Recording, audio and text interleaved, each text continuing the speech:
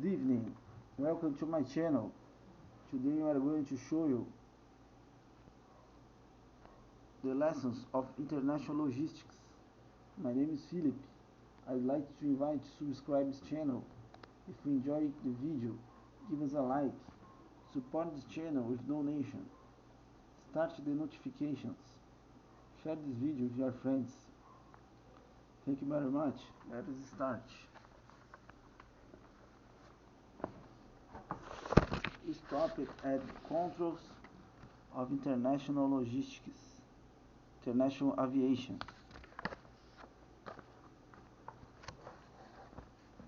In 1955, at the German summit, President Eisenhower proposed exchange of airline service. The USSR concludes bilateral treaty with Finland, its first.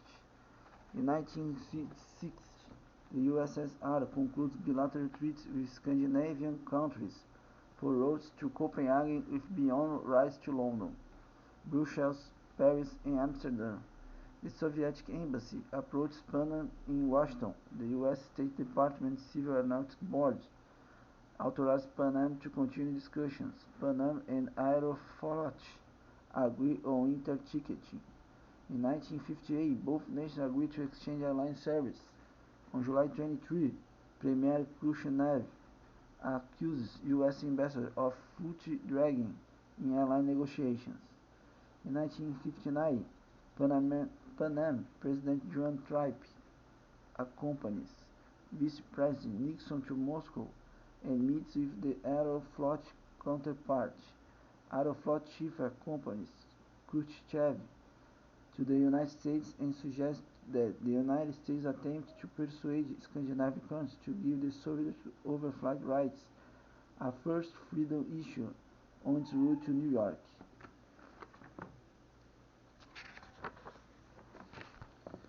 Its suggestion in its conflict with NATO policy of confining Soviet international aviation and insisting on strict reciprocity. In 1961, the FAA administrator warns incoming Secretary of State Dean Rusk that a standard bilateral agreement should not be used with Russia, otherwise Pan Am will be at disadvantage compared with Aeroflot in Washington. Delegates from both countries agree on tests, and Pan Am and Aeroflot agree on inter-carrier matters. However, Soviets build Berlin Wall, so President Kennedy declines to sign air agreements. In October 1963, Kennedy tells Gromyko that the United States is ready to move forward on the airline agreement. In December, President Johnson tells Najib Halabi, team head of the FAA, later president of Pan Am, to solve remaining problems with the Soviets regarding the treaty. However, opposition to the treaty in the United States builds, fear that the treaty will show Soviet penetration into this hemisphere. In 1966, USSR and Canada conclude a bilateral airline agreement. On November 4, the USSR agreement is signed in Washington. In 1967, it is discovered that there are technical difficulties with the use of Soviet planes. They will not meet noise standard, having sufficient avionics, and go too fast for U.S. holding patterns.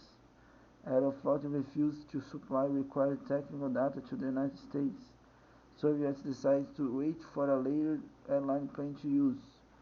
Rumors are that the first models were too closely related to their bombers, so they did not want to share technical data. The Soviet-Canadian agreement amended to give Aeroflot beyond rights to New York. The newest airplane, the IL-62, flies Nova York and to other U.S. airports. On July 15, 1968, Aeroflot's inaugural flight arrives at JFK. Pan Am 707 takes off of Moscow on its once-weekly service. Pan Am eventually, in 1971, withdrew from the service. They could not obtain their market share because Soviets would not buy Pan Am tickets. The few Soviet citizens that did travel abroad could not get their papers processed unless they held Aeroflot tickets.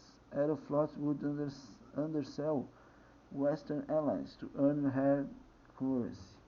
In 1986, Pan Am resumed service to Russia flying on a New York-Frankfurt-Moscow route. However, there was a new bilateral treaty signed in January 1986. Pan Am got 4 flights a week, whereas Aeroflot got 2, the right to serve both Leningrad and Moscow on the same flight in a street-level ticket office in the new International Trade Building in Moscow. Pan Am also got the right to overfly Soviet territory on flights between Europe and the Indian subcontinent, up to 7 round trips a week. If Pan Am flew fewer than 7, the United States may designate another scheduled carrier to fly the remainder. Lastly, there was also revenue balancing. After 12,000 passengers on each airplane, the airplane exceeding that number would pay the other $350 for each passenger above that mark. There are a number of reasons for establishing international airline routes. Most foreign airlines are owned in total or partly by their respective governments, so the government may determine that it is in their national interest to develop certain routes.